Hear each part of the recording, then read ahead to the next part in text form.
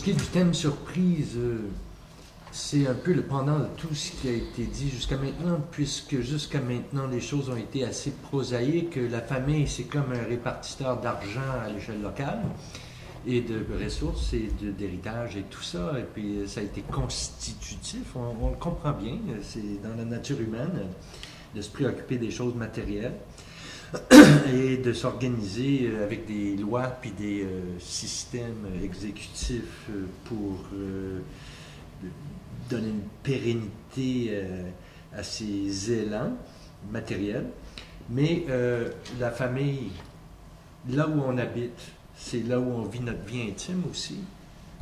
C'est là où on couche. C'est là où on couche avec quelqu'un. C'est là où on caresse. Et on répond à des besoins extrêmement profonds dont parlent peut-être pas tellement les sociologues et pas tellement d'anthropologues, mais il est pertinent pour les humanistes, sans doute, non? Il me semble de se poser la question, et que fait-on avec l'amour dans un débat, une conférence sur la famille? Alors, et l'amour dans tout ça?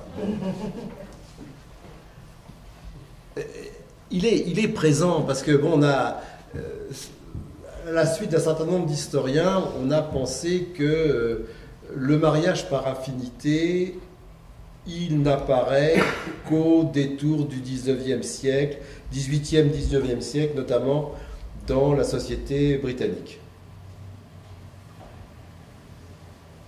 Moi, je ne pense pas, parce que justement, on voit bien, si on regarde par exemple la littérature, elle est en permanence posée sur la question de comment on dit, ça y est, je suis troublé. Ouais, pas seulement la compatibilité, les affinités, les penchants qu'on peut avoir l'un pour l'autre, pour l'amour. Elle est dans les pièces de théâtre, je citais Molière, mais bon, si le mariage est clandestin, c'est parce que c'est un mariage d'amour, et que les pères sont contre le mariage d'amour. Il y a un certain nombre de gens très, très sérieux par ailleurs, et très sages par ailleurs, comme Montaigne, qui lui pense que, Michel de Montaigne pense qu'en mariage, il faut surtout pas de l'amour. Il faut de l'amitié, mais pas de l'amour, parce que c'est la folle du logis. Le mariage, c'est comme une affaire. Bon.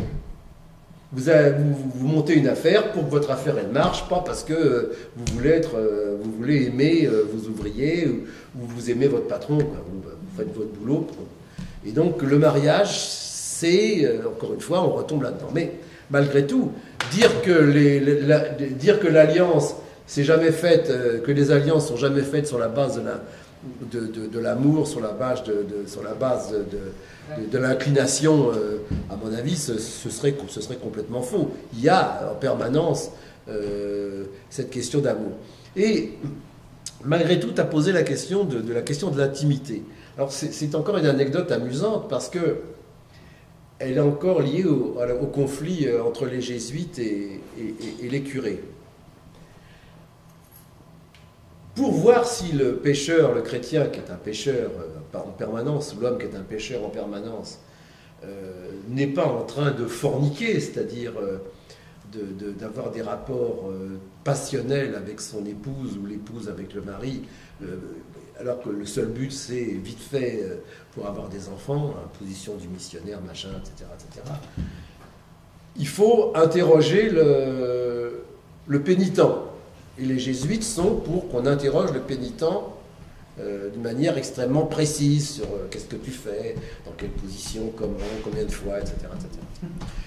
Et les curés de paroisse disent « Oh là là, non, non, non, non, il faut surtout éviter de parler de ces sujets parce qu'on pourrait leur donner des idées de commettre des péchés qu'ils n'auraient pas eu l'intention de commettre, ils n'étaient pas au courant. » Alors comme les curés ont un réseau plus dense que les jésuites, et puis que les jésuites, de fait, ils ne s'intéressaient qu'aux grands de ce monde, hein, pour les confesser, pour pouvoir, aux grandes de ce monde, aux grandes dames, aux grands hommes de ce monde, pour pouvoir les contourner vers l'église, c'est les curés qui étaient le plus proche des réseaux sociaux, si je peux dire. Et donc, c'est eux qui ont gagné sur ce point de vue-là. Donc, on évitait d'interroger les paroissiens sur ce qu'ils faisaient dans le déduit, ce qu'ils faisaient dans leur chacunière, comme on disait, chacun dans sa chacunière, que ce qu'ils faisaient dans leur maison. Et ça, la conséquence, c'est que ça a créé cette intimité du couple. C'est-à-dire que pour tout le reste de la vie sociale, on était sous le contrôle de l'Église, sous le contrôle du Seigneur, sous le contrôle des autres habitants de la paroisse, puisque même dans certaines régions, dans certains pays d'Europe, on avait instauré des groupes de paroissiens qui étaient chargés d'aller enquêter sur les voisins pour savoir qu'est-ce qu'ils faisaient, etc., pour bien contrôler tout ça. Donc il y a cette intimité du couple qui s'est créée, et que cette partie qui fait partie d'une sphère complètement privée, qui s'est constituée à partir justement du fait que l'Église a une telle peur et une telle honte du sexe qu'il ne faut surtout pas en parler, et donc ça a permis le développement des familles qui certainement par eux-mêmes ont trouvé les voies et les moyens, si je peux dire, d'inventer des rapports intimes, personnels, sans qu'on ait besoin de leur expliquer comment fallait faire, quoi, quelque part. Donc moi, alors après, maintenant, l'amour, est-ce que c'est lié au mariage? Est-ce que c'est lié à la famille? On ne peut pas répondre d'une manière tranchée. Enfin, moi, je ne répondrai pas de manière tranchée à cela. Certains se sont mariés 10 fois et sont d'excellents pères de famille. Certains se sont mariés qu'une fois. Moi, ça fait 40 ans que je vis avec ma femme. On a eu 2 enfants. Est-ce que mon modèle est meilleur que l'autre modèle? Je me garderais bien de dire ça. Est-ce qu'on ne peut avoir des enfants qu'avec quelqu'un qu'on aime et qu'on va aimer toujours? Qu'est-ce qu'on en sait? Je veux dire, donc là, après, ça rentre dans l'intime, ça rentre dans l'aléatoire, ça rentre dans le sentiment. Après, c'est à chacun de... Mais comme Libre Penseur se fonde sur la totale liberté de conscience, je pense que là-dessus, chacun est libre de voir midi à sa porte. On peut très bien faire des enfants sans aimer quelqu'un, je veux dire, puisque je veux dire, on va dire ces deux fonctions qui sont complètement indépendantes. Alors c'est un petit peu... Alors à partir de là, on pose la question, y compris... Alors, certes, il y a la question de l'amour du couple, mais il y a aussi l'amour paternel, l'amour maternel, l'amour filial.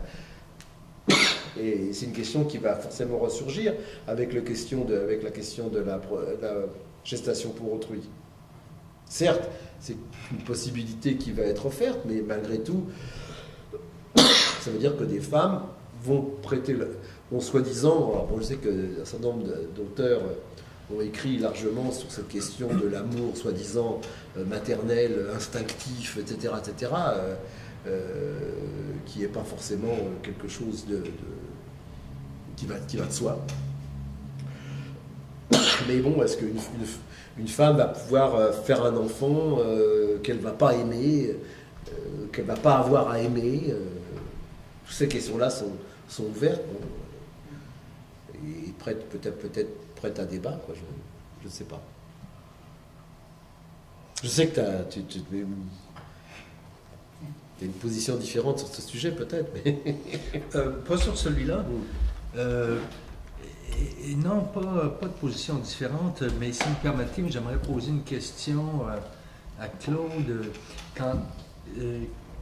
Quand il a affirmé, et c'est quelque chose de très inspirant pour moi, mais me perplexant en même temps, qu'il fallait que les gens soient laissés dans la plus grande liberté possible de disposer de cet espace qu'on appelle la famille. Donc, d'habiter avec qui on veut, comme on veut, de faire des enfants quand on veut, autant qu'on veut, etc. Et là, ça me fait penser aux lois québécoises sur le testament. Si on n'a pas de testament, on décède et on a un patrimoine, l'État va distribuer notre patrimoine à la famille. biologique. Et s'il y a contestation, n'est-ce pas? Je ne me trompe pas, là. Donc, du premier rang, 50% de partage de gènes. Les parents du décédé ou les enfants du décédé, puis je pense que les enfants ont priorité sur les parents, selon la loi québécoise, là.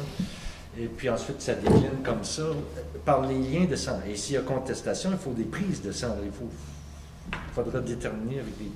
Alors, on est encore pris avec... donc, l'État a le nez bien fourré dans les affaires de patrimoine, dans le cadre de la filiation, là, de la famille.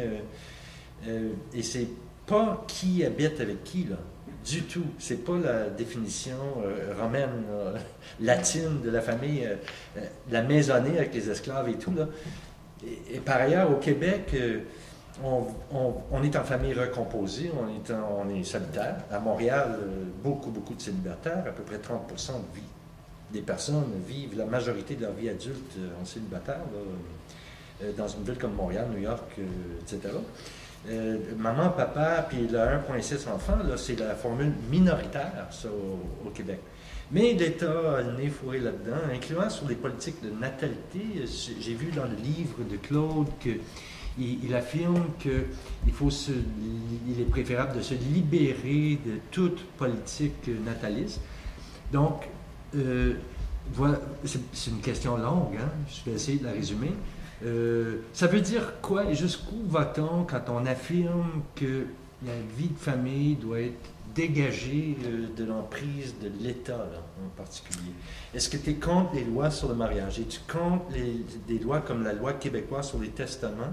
Puis es-tu contre une loi comme la loi québécoise du 3 000 $ pour le 3e enfant et ainsi de suite jusqu'au 20e enfant? Là, il y a en tant que syndicaliste, 3 000 $ je suis toujours pour que les gens puissent toucher le maximum de ce qu'ils peuvent toucher.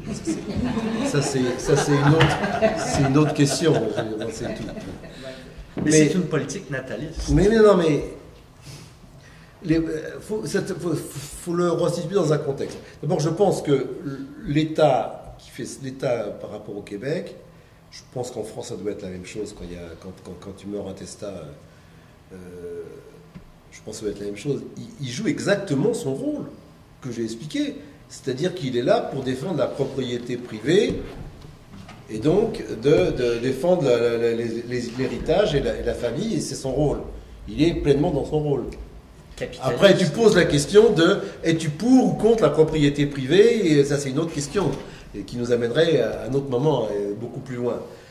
Ça, c'est une chose. Après, la question, moi, ce que je dis, c'est que je ne veux pas qu'on puisse m'imposer au nom de dogmes, de croyances qui ne sont pas les miennes, des façons de vivre, de naître et de mourir. Ça, je suis profondément attaché à ça. Et donc, après, ça ne veut pas dire parce que je refuse d'avoir la conception chrétienne de la famille ou la conception chrétienne ou la conception de telle ou telle autre religion, etc., que pour autant, je n'ai pas de morale, que pour autant, je pense que les humanistes, notamment, et les libre-penseurs aussi, qui sont une forme d'humanisme, pensent qu'ils ont une éthique, ils ont une morale qui est celle de l'humanité. Et donc, de ce point de vue-là, c'est pas parce que je n'aurai pas la morale chrétienne que je serai un être amoral qui va violer mes enfants, frapper ma femme, etc., etc. Hein, donc, là-dessus, c'est une chose. Donc, mais on va pas m'imposer. L'État, il doit pouvoir permettre que une femme puisse avorter. C'est pas pour autant qu'on doit faire de la publicité en disant madame, allez avorter, etc. Hein. Et en plus, on n'oblige pas les femmes catholiques à avorter. Personne n'est obligé de le faire. Mais si ça existe, ça va pouvoir exister. Je dois pouvoir. Je vois là, ma fille, mes enfants, ils mettent des sous de côté là. Mon petit-fils, il a 3 ans, ils mettent des sous de côté parce qu'il va y avoir les études. Je trouve ça dégueulasse. Parce que bon, peut-être ils vont pouvoir le faire, et encore, ils placent l'argent, et puis s'il y a une crise boursière, il n'y a plus rien. Moi, j'ai mon ami aux États-Unis, c'était pas un pauvre, il est avocat, Et il s'est retrouvé sans pension du jour au lendemain après la crise pour sa retraite. Il faut qu'il bosse jusqu'à 75, 77 ans. Bon, d'accord, voilà, bon. Alors là, on s'en prend en retraite, j'ai vu là, libre négo. Moi, je suis syndicaliste et je suis pour la libre négociation, oui, ça absolument. Je suis contre la remise en cause des retraites.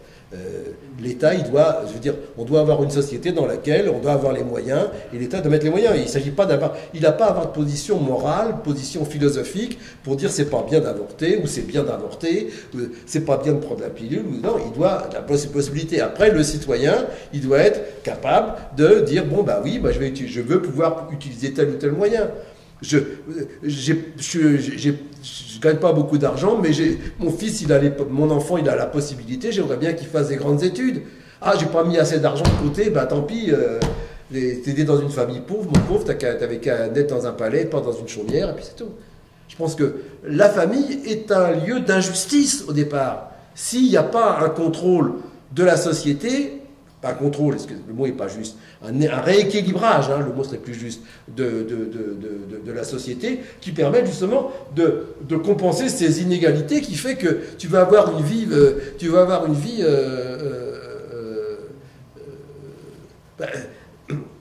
ma fille qui est là, elle est née le même jour que l'enfant d'une quelqu'un que je connaissais, qui vivait dans une cité complètement pourrie, qui vivait toute seule, c'était des amants de passage et tout. Elle a eu encore un autre môme parce qu'elle ne prenait pas de moyens de procréation.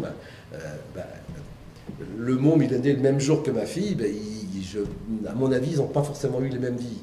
Je veux dire, je ne peux pas dire que la vie était merveilleuse. C'est pas ça que je veux dire. L'idéal, mais donc c'est injuste.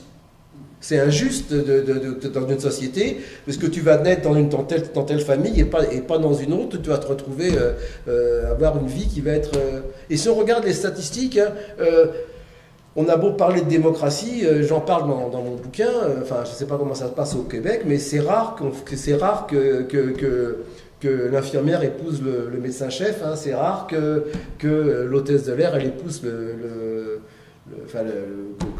la balayeuse, elle va épouser le patron, c'est rare ça, hein. Ça n'existe pas. En général, on se marie dans son milieu social, hein. Et on reste dans son milieu social, hein. C'est extrêmement rare. C'est vrai qu'on voit que l'attirance compte pour tant, et puis que le positionnement matériel compte pour tant quand on regarde qui épouse qui. Effectivement, ça dit quelque chose. Je pense que Marc avait une question. Ouais, moi, j'ai une question, est-ce qu'on s'entend sur en matière sexuelle, les contrôles, l'intervention de l'État n'a pas sa place, mais est-ce qu'il n'y a pas étant donné l'état de subordination des femmes la plupart du temps, l'État a un rôle d'arbitrage au moment de la dissolution des unions libres ou maritales, et il me semble que cet arbitrage est utile, sinon précieux, parce que autrement, les femmes se font souvent flouer dans les... Mais moi, je suis au nom de mon union départementale, je suis administrateur de la caisse d'allocation familiale de mon département. Et un des grands problèmes, c'est de pouvoir faire payer, parce que nous, on n'a pas les impôts à la source, hein, de pouvoir faire payer donc on a beaucoup de femmes seules, de plus en plus de femmes seules à élever des enfants et qui ne peuvent pas obtenir des pensions alimentaires parce que le mari se défile, il y en a beaucoup. Ça doit se passer aussi un peu moins parce que chez vous l'impôt est à la source et puis dès qu'il travaille, sauf qu'il fait des boulots pas déclarés et puis d'une manière ou d'une autre il s'arrange pour ne pas être solvable. Et donc c'est un bon problème. Donc moi je serais pour que la loi puisse effectivement le faire, mais sauf que au niveau des allocations familiales, au niveau de la justice, même au niveau de la police, il n'y a pas suffisamment d'effectifs. Alors, je ne suis pas pour le renforcement d'un État policier, mais je suis pour que dans mon l'Union, on syndique aussi des policiers, et puis ils ont des problèmes de personnel, etc., etc. Donc on est dans une situation où, de toute façon, oui, mais il faudrait que l'État puisse se donner les moyens. Mais on est dans une espèce de libéralisme à tout crin, où on nous dit il ne faut pas d'État, ça ne sert à rien. J'ai encore eu l'autre fois, avant de partir, le Sarkozy qui veut en faire surface, et qui a dit on a embauché des enseignants, il n'y avait pas besoin d'en embaucher. Enfin bon, ce genre de choses, et tout est à l'avenant. Donc il ne faut surtout pas que l'État intervienne, il faut que l'État disparaisse, il faut que l'État n'ait pas un rôle social à jouer. Par contre, il faut que l'État soit là pour rembourser nos pertes. Hein, on a bien vu ce qui s'est passé avec le renflouement des banques, etc. etc. Bon, c'est là qu'est le problème. C'est là qu'est le problème. Oui, je suis pour que la société puisse réguler ce système complètement injuste, parce qu'il est fondé sur la propriété privée, qui est la famille. En tant qu'institution sociale. Je ne dis pas en tant que je suis pour avoir une famille, j'ai une famille, je veux dire, qu'on comprenne bien, je ne suis pas contre les familles, je dis que la famille, sur le plan social, est le premier facteur d'inégalité sociale. Excuse-moi si je suis un peu loin de l'amour. Le tampon d'absorption, mais pas le facteur qui génère l'inégalité sociale, quand même. Non, c'est pas le facteur qui génère l'inégalité sociale, mais il en est le point de départ. Quelque part.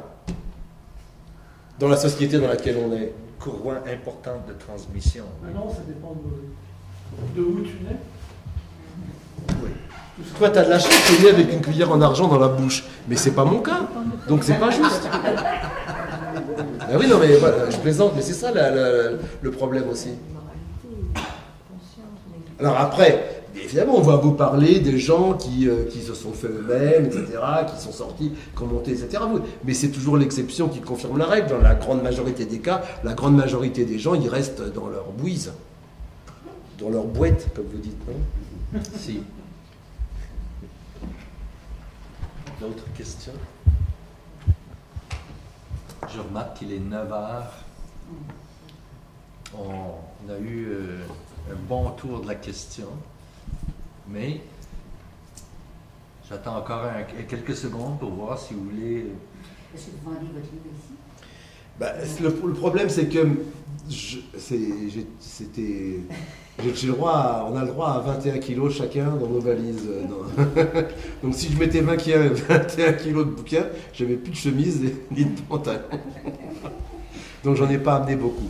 Il m'en reste quelques-uns. Bon, en plus, il faut que je le retravaille complètement. Donc voilà. Donc, c'est un livre que j'ai édité il y a une vingtaine d'années, oui, maintenant, presque, oui. Et dans lequel je ne tiens pas du tout compte, notamment de l'ouvrage de Jacques Goudy.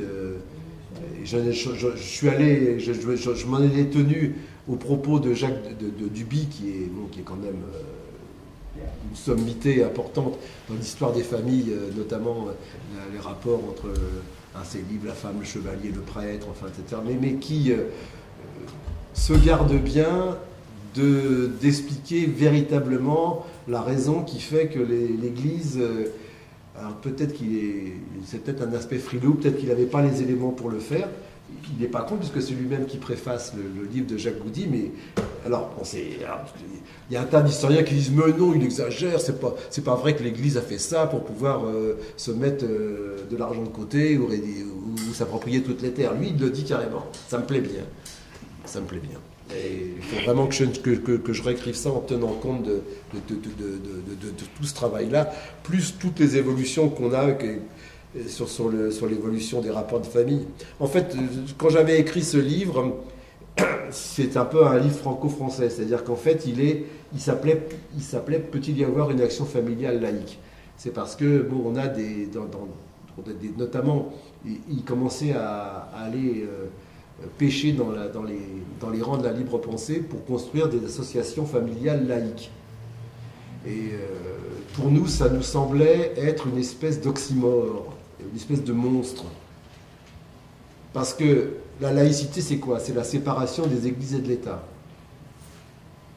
Or, une famille laïque, c'est quoi? Une famille qui se fonde sur la séparation des églises et de l'État. Qu'est-ce que ça veut dire? Donc, ce qu'ils voulaient dire, alors, ils auraient dit association laïque des familles. À la limite, ça aurait été plus compréhensible, puisque c'est vrai que on a un système, nous, hérité de Pétain, un travail famille-patrie, qui fait qu'on a ce qu'on appelle l'Union nationale des associations familiales, qui sont directement héritières des lois pétinistes, un petit peu remises à jour par De Gaulle en 1946, mais qui sont à continuité de celle-là, et qui confient à des associations le droit de représenter des familles. Et la plupart, c'est des associations hyper catholiques, hyper réactionnaires, qui touchent de l'argent et qui sont financées sur la base de 1% ça s'appelle le fonds spécial, de 1% des allocations familiales. Mais 1% des allocations familiales, quand vous savez que le chiffre des allocations familiales, c'est plusieurs fois le budget de la France, 1%, vous pouvez vivre tranquillement avec ça. Donc en fait, c'est des associations qui à la fois se réclameraient de la laïcité, mais sont prêtes à toucher des fonds publics pour faire fonctionner. C'était vraiment une aberration. Et en même temps, c'est quelque chose de très dangereux, parce que ça entraîne le fait qui se développe sans arrêt, c'est que la laïcité, c'est la non-religion. Les associations... Alors, on est tous, en majorité, la croyance ou la non-croyance en Dieu n'est pas un facteur rédhibitoire pour devenir un libre-penseur. Il y a des grands libre-penseurs qui étaient des croyants. Victor Hugo, par exemple. Jean Jaurès, quelque part, etc. Qui étaient... On est pour la séparation de la sphère publique de la sphère privée. Mais après, la croyance, c'est que ça revient, c'est dans la sphère privée. Alors, on est contre les dogmes, on est contre ceux qui menacent leur propre liberté de conscience en se soumettant à des dogmes.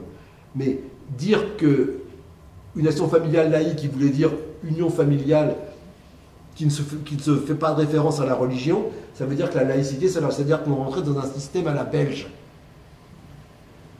c'est-à-dire un système dans lequel, en Belgique, vous avez les catholiques, les protestants, ils sont financés, c'est des sociétés pilaristes, c'est-à-dire la société est fondée sur des piliers. Il y a le pilier catholique, le pilier protestant, le pilier juif, le pilier musulman, le pilier orthodoxe et le pilier laïque. Par ailleurs, le pilier laïque est quasiment majoritaire maintenant en Belgique comme en Hollande, mais la laïcité, c'est une conception philosophique du monde. Nous ne sommes pas d'accord avec ça. La laïcité, c'est une institution, séparation des églises et de l'État. Après, les conceptions philosophiques ou religieuses sont d'un autre ordre. Mais si l'État, c'est pas pareil de dire que l'État ne reconnaît et ne finance aucune religion, de dire que l'État reconnaît et finance toutes les religions, c'est pas la même chose. Donc, pour nous, le fondement, c'est la séparation des églises et de l'État. Et donc, c'est pour ça qu'on avait écrit ça. Et donc, il est pas mal polémique, surtout dans la dernière partie, avec les associations familiales, parce qu'il commençait à pêcher chez les libres-penseurs. Et donc, c'était un moyen un petit peu de leur expliquer un petit peu à quoi ça retournait. En même temps, la question de la famille, je ne sais pas si ça vous a intéressé, j'espère, mais c'est une question qui est au centre qui doit être au centre de nos préoccupations, parce qu'elle touche à la fois à l'institutionnel et à l'intime. Excuse-moi. J'aimerais revenir à l'histoire. J'ai lu quelque part qu'au XVIIe et au XVIIIe siècle en France, les gens se mariaient assez âgés. L'âge moyen du mariage pour les femmes était de 25 ans, les hommes, je pense, 27 ou 28 ans. Ça veut dire qu'entre l'âge de 15 ans et 25 ans, c'était une société de célibataires. Et malgré la mainmise de l'Église, c'est ce que j'ai lu dans un bouquin d'historien français, malgré la mainmise de l'Église sur à peu près tout, ça baisait joyeusement dans les chaumières et dans les tasseries, etc. Donc, finalement, sur la question de la sexualité, les citoyens étaient assez libre-penseurs à l'époque. Est-ce qu'on peut mettre en relation avec le fait qu'après 25 ans, tu n'avais plus besoin de l'autorisation de ton père pour te marier? Je ne sais pas. C'est peut-être ça aussi, mais je pense que... Il y a ça aussi. Oui, sûrement, mais il y a aussi la question économique. Oui, oui. Oui, ils n'avaient pas assez d'argent. Et les femmes, elles pouvaient se marier après 25 ans? J'ai plus, il faudrait que je retrouve, mais c'est à peu près, c'est un peu plus vieux, mais c'est à peu près cela, dans ces eaux-là. Tu n'as plus besoin de l'autorisation de tes parents. On te demande de leur demander conseil. Enfin, bon, vu l'âge auquel les gens vivaient à cette époque-là, quand tu devais avoir 25 ans, tes parents, ils ne devaient plus être très frais non plus, quand même. Pour reprendre la question sur ton livre, Claude, quand même, est-ce qu'il est en vente à la librairie de la Libre Pensée à Paris? Il doit en rester des exemplaires, oui. Alors, de toute façon, moi, j'en ai encore en stock. Donc, si vous êtes intéressé, je donnerai à Claude mon adresse. Vous voudrez mon adresse mail, vous pouvez me le commander, je pourrais vous l'expédier. Bon, je sais pas, je vendais récemment aux alentours de 12 €. Après, il faut voir combien ça fait au niveau de la poste, des frais de poste, et puis ça ferait la rue Michel, quoi, avec ça. Excusez-moi, c'est encore français. Ça ferait le compte, pardon. Parce qu'on a en France une rue qui s'appelle la rue Michel-Lecomte, qui est à Paris, dans la Sorbonne. Et quand on dit ça fera la rue Michel, ça veut dire ça fera le compte. Voilà.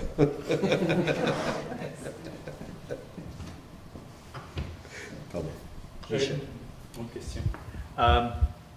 C'est peut-être un petit peu à côté du sujet, mais je voudrais prendre votre avis, disons l'avis d'un citoyen de la France, libre penseur en plus. Est-ce que vous avez été surpris de l'ampleur des manifestations qu'on a vues, les grosses manifestations monstres contre le mariage homosexuel et toute la petite grenouille autour de ça? Moi, personnellement, en tant que Québécois, j'ai été jeté à terre en voyant l'ampleur des manifestations, surtout dans un pays comme la France, qui est réputé quand même pour être très, disons, socialement progressif et tout ça. Je te remercie de me poser cette question, comme disent les hommes politiques. C'est une excellente question et je vous remercie de me l'avoir posée. Parce qu'on dirait qu'on fait un jeu de main à la main, parce que la libre pensée autrichienne nous a demandé un article. C'est pas moi qui l'ai rédigé, c'est Christian Eschen, qui est vice-président de la libre pensée et qui est un des porte-parole de l'association internationale de libre pensée, qui a écrit cet article. Donc ils nous ont demandé justement un article à propos justement de la résurgence de ces groupes d'extrême droite et d'intégristes. Donc c'est assez court. Est-ce que tu me permets que je le lise? Ben oui, puisque la question a été voilà. posée. Donc, l'Église catholique à la manœuvre. J'en ai parlé un petit peu, mais ça se développe un peu plus que ce que j'ai dit tout à l'heure. En 2012, l'épiscopat catholique français va opérer un tournant tactique et stratégique d'importance. À l'occasion de la fête de la Vierge Marie du 15 août, elle va descendre dans l'arène publique pour s'opposer frontalement à un certain nombre de projets émanant du nouveau gouvernement socialiste de messieurs Hollande et Rau, notamment sur la question du mariage des personnes de même sexe. François Hollande, à peine élu président de la République, a jeté aux oubliettes les promesses qu'il avait faites au moment de la campagne électorale. La finance n'était plus l'ennemi. Oui, parce qu'il dans sa campagne expliquait « l'ennemi, c'est la finance ». Et vous savez que sans arrêt, notre valse dit entreprise, je vous aime, etc. etc. Bon, je pense que vous avez vu ça, les palidodies, vous avez dû voir ça à la télévision. La finance n'était plus l'ennemi, il refusait de réhabiliter les fusillés pour l'exemple de 14-18, il oubliait le droit à l'aide active au suicide, mourir dans la dignité, il n'en restait qu'une, le mariage pour tous, mais sans la procréation médicalement assistée et la gestation pour autrui. Il lui était difficile de ne pas faire semblant, au moins, sur une promesse électorale. Contrairement à la grande manifestation de 1984 en défense de l'enseignement catholique, où l'épiscopat avait été débordé par les partis de droite qui voulaient leur revanche sur l'élection de François Mitterrand du 10 mai 1981, Là, l'Église catholique va être aux avant-postes et diriger la manœuvre. C'est l'Église catholique qui va imposer aux partis de droite et d'extrême droite d'être derrière elle contre cette, entre guillemets, atteinte intolérable à la famille traditionnelle. Elle va donc prendre l'initiative d'une mobilisation de masse de tout ce que la France compte de moisis, de rances, de vieillots, de pétinistes, d'intégristes, de corporatistes, d'extrême droite. Jamais l'expression des deux France n'aura été aussi exacte. Ce sont deux mondes qui vont s'affronter, une sorte de lutte des classes primitive, un choc brutal. À travers la mobilisation de l'Église catholique, c'est la France qui sent le vieux, qui va défiler au pas de loi sur le pavé parisien. Nostalgie des années 1940 dans un pays occupé par les nazis. C'est une question que pose notre ami Christian. Ne pas confondre l'arbre et la forêt. Dans cette action, quelques commentateurs l'ont souligné. L'armée, surtout de terre, refuge des nostalgiques, des Versaillais, des Dreyfusards, des massacreurs de la commune, des anti-Dreyfusards, les massacreurs de la commune de 71, du pétinisme, de l'Algérie française, du colonialisme, etc., va encadrer les manifestations contre le mariage pour tous. C'est l'ancien gouverneur général militaire de Paris qui va diriger le service d'ordre des manifestations. L'encadrement va être assuré notamment par les fidèles porteurs de képis et de bérets qui se réunissent à l'église Saint-Nicolas du Chardonnay, qui est dans le 6e arrondissement, au lieu des partisans de Monseigneur Lefebvre. Les intégristes, oui. Si l'extrême droite, les intégristes catholiques et les identitaires, tous unis dans la nostalgie de l'Occident chrétien, agissent et cherchent à influencer le mouvement d'opposition, c'est l'Église catholique qui dirige et qui va le faire savoir. Pour utiliser tout en contrant les extrémistes, elle va leur permettre d'être présents et dans le même temps, elle va mettre en avant une certaine Frigide Bardot, sur le modèle Brigitte Bardot, mais peut-être vous l'avez entendu à la télévision, une vieille gloire usée des soirées branchées et des orgies des nuits parisiennes. Cela va être pourtant difficile de la laisser passer pour une nouvelle Jeanne d'Arc, même avec un Gilles de Rais à son bras. Tout ça, c'est un peu... de plus en plus franco-français. Voilà, un peu. Parce que son fiancé était un homme de mauvaise réputation. Bon, Gilles de Rais, c'est un des personnage dont on pense qu'il a été à l'origine du mythe de Barbe Bleue. C'était un fidèle de Jeanne d'Arc, dont il a été accusé de crimes sur des enfants. Les partis de droite et d'extrême droite, c'est pour ça qu'il parle de Jeanne d'Arc et Gilles de Rais. Bref, excusez-moi. Les partis de droite et d'extrême droite vont donc être aspirés par cette mobilisation. Mais des tensions importantes vont naître dans leur rang. Ainsi, Marine Le Pen refusera toujours, et son père aussi, d'être présente dans les manifestations contre le mariage homosexuel. Elle cherche à donner un nouveau visage à son parti et n'entend pas se compromettre trop avec la vieille France. Bien entendu, jouant de ces contradictions et ne demandant sans doute que cela, des membres de ces partis sont quand même présents aux manifestations. Ils ne feront qu'appliquer la tactique ancestrale de l'Église catholique, avoir toujours deux fers au feu. Des organisations comme Civitas, intégristes catholiques, et le bloc identitaire, extrémiste nationaliste, vont se ruer dans les manifestations derrière le drapeau français et les bannières catholiques. Mais l'Église a joué et elle a perdu. Malgré le défilé du banc et de l'arrière-banc de la réaction, ça fait quand même du monde, souligne, et tu as raison, la loi sur le mariage pour tous est adoptée. Et elle est irréversible, car les conséquences d'une abrogation ou d'une réécriture sont, même s'il y a des gesticulations préélectorales, totalement impossibles juridiquement en France. À tout moment où il y a des mariages qui ont été faits, on ne va pas dire « Ah ben non, vous êtes marié, vous n'êtes plus marié, la loi est annulée, ça ne peut pas se faire ». L'Église catholique rêve d'un deuxième round de revanche sur la question de la PMA et de la gestation pour autrui. Nous pensons, nous, que ces dispositions sont inévitables et dans la suite logique à la fois de la loi sur le mariage pour tous et aussi de l'évolution de la science. Celle-ci tend à faire échapper l'humanité à son déterminisme biologique.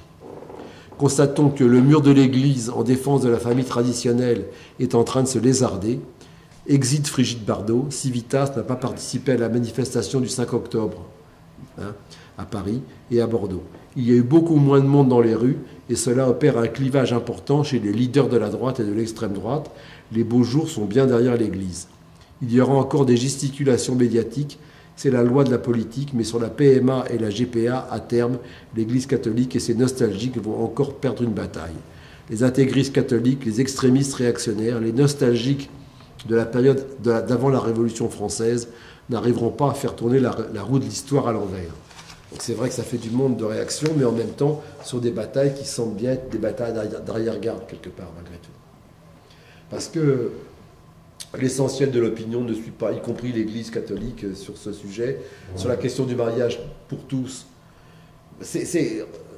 On est vraiment à contre. L'Église fonctionne à contre-courant, et le problème, c'est que le gouvernement s'appuie sur ce fonctionnement à contre-courant. La plupart des Français, y compris dans les derniers cas qu'il y a eu de demandes de mort, de mourir dans la dignité, hein, vous avez entendu parler de ces différentes personnes qui étaient dans des situations dramatiques, l'opinion publique française est favorable, dans sa grande majorité, à ce qu'une loi sur la question de la mort dans la dignité, similaire ou proche de ce qui existe en Belgique ou en Hollande, soit votée.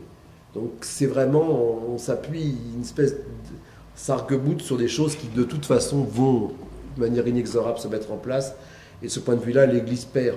Mais elle perd en se mettant dans l'arène politique. Donc elle est sortie de son apparente « je suis au-dessus de tout le monde ». Je ne sais pas si j'ai répondu à ta question. Non, je suis juste curieux de voir si le mouvement amène de l'huile au moulin du parti de Marine Le Pen. C'est une bonne question, mais je pense... Alors, Marine Le Pen, alors bon, on en fait un truc diabolique, oui, mais je ne suis pas favorable. Si je lis comme il faut. Mais je ne pense pas que ce qui fait le vote de Marine Le Pen corresponde à un vote de ce qui existait avant-guerre au niveau de la droite traditionnelle, qui avait fermé sa gueule après la Seconde Guerre mondiale. Ils étaient un petit peu réduits au silence. Bon, ils remontent au créneau, ils ressentent la tête de leur fumier. Je ne pense pas que les votes Marine Le Pen soient des votes de gens qui disent « oui, nous sommes pour la véritable famille avec le père, la mère, nous sommes contre l'avortement, nous sommes contre ceci, contre cela ». Et en France, bien heureusement que les femmes catholiques utilisent la contraception et que les femmes catholiques, ici comme ailleurs d'ailleurs, pratiquent l'avortement quand c'est nécessaire, etc., malgré les interdictions de l'Église. Donc je ne pense pas que le vote Front National, il se situe dans un cadre, d'un rejet des partis politiques par l'ensemble, par les classes sociales les plus défavorisées, et d'une abstention énorme, aussi bien pour les électeurs des partis ouvriers traditionnels que pour les électeurs de la droite traditionnelle. Et justement de ce rejet de la politique. Alors, la Marine Le Pen, elle surfe sur justement cette situation. Mais en même temps qu'elle surfe, elle rentre dans un certain nombre de cas. C'est-à-dire que, quelque part, elle est pour l'Union européenne. Et l'Union européenne, c'est pour nous, enfin, en tous les cas pour moi, syndicaliste, un des éléments fondamentaux de ce qui fait qu'on est dans une situation de crise économique, de crise politique. Il s'agit l'Union européenne, elle est pour la réduction de tout ce qu'ils appellent les déficits publics, c'est-à-dire la sécu, la retraite, la santé, etc. Pour devenir quelque chose de crédible, alors, c'est pas pour ça que je dis pas que demain matin elle va s'écrouler, pas du tout, j'en sais rien. Mais je pense que son électorat n'est pas fondé sur ce genre de choses. C'est d'ailleurs pour ça qu'elle se garde bien d'être dans le move, avec eux d'ailleurs. Elle n'y est pas du tout, hein. Parce que c'est plus sa clientèle. Elle fait des déclarations pro-laïcité aussi. Ah oui, mais c'est normal puisque c'est normal. Excusez-moi, c'est ce cri du cœur. Ceux qui sont soi-disant chargés de défendre la laïcité républicaine, ils baissent leur culotte à longueur de journée. Donc ils ont beau jeu de dire que c'est pas Marine Le Pen qui a fait une loi stigmatisant telle ou telle partie de la société. C'est pas elle donc qui fait des trucs disant que bon l'ennemi principal c'est l'islam ou voilà, les musulmans, etc., etc. C'est pas elle qui met ça en place. Elle surfe là-dessus. Mais la laïcité, les remises en cause de la laïcité, le financement des lieux de culte, etc., c'est pas Marine Le Pen qui le met en place. Elle l'utilise. Il n'y a plus de laïcité. Comment dirais-je, la laïcité républicaine est bafouée de jour en jour. On finance de plus en plus les organismes privés et religieux. L'école publique est dans la misère. Bon, l'école privée, qui est à 80% religieuse en France, elle touche des millions et des millions et des millions. C'est pas Marine Le Pen qui met ça en place. Elle l'utilise. Elle y est favorable. Et après, donc, elle a beau jeu de dire la laïcité, mais c'est pas la laïcité républicaine, c'est la lutte des bonnes religions contre la mauvaise religion. Oui, c'est anti-islamiste en particulier, oui. Et je sais pas si c'était la question, c'était en réponse à la question. Alors. Ça a été bon? Merci tout le monde. Je vous remercie. Merci.